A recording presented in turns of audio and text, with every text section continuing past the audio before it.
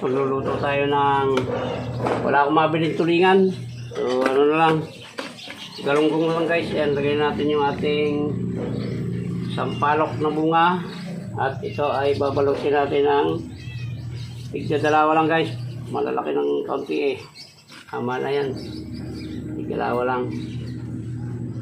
Para lang siya hindi magdikit-dikit at nang hindi madurog, hindi magwawalay. Kaya babalutin natin ng ganito.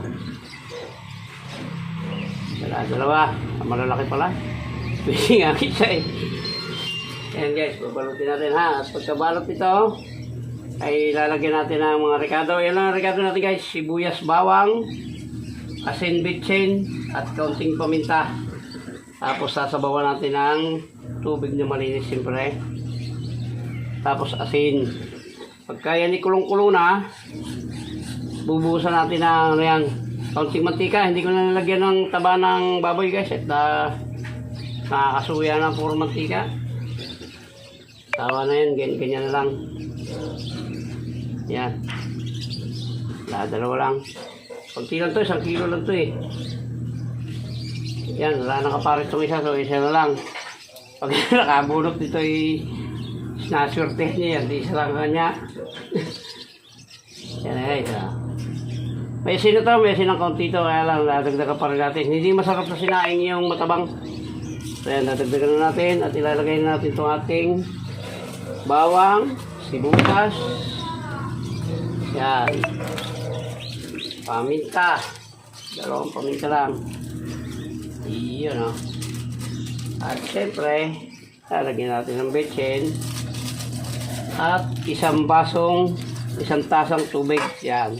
So ngayon guys, iyan muna at pagkulo nyan ay dadagdagan natin ng sabaw yan. Ipatong natin itong natirang dahon na itong konti ng bumango siya para tumalap sa lasa. Ayan.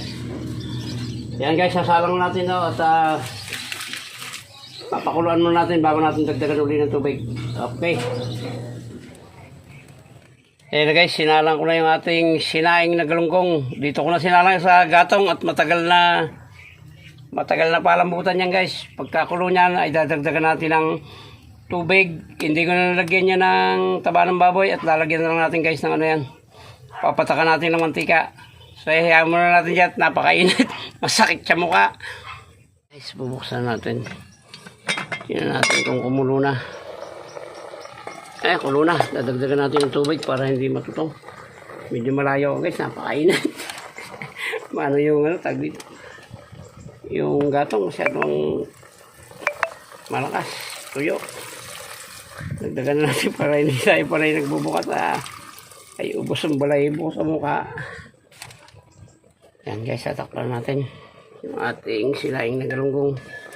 Mamaya natin yan, tatakpan ay lalagyan ng mantika pag medyo kumulo na. Sakit siya mukha na natin ulit. Kulo na to. Yan, kulo na. Yan, naralig nyo naman, hindi masyadong makita eh. Pero kulo na yan guys, kulo na. Lalagyan natin ng mantika para hindi siya madurog o hindi siya magdikit-dikit. Yan, tama na yan. Mantika na lang. Wala tayong taba ng baboy. So, yan na tayo sa taba ng baboy. Yan. Asip po na ako sa init ng garo.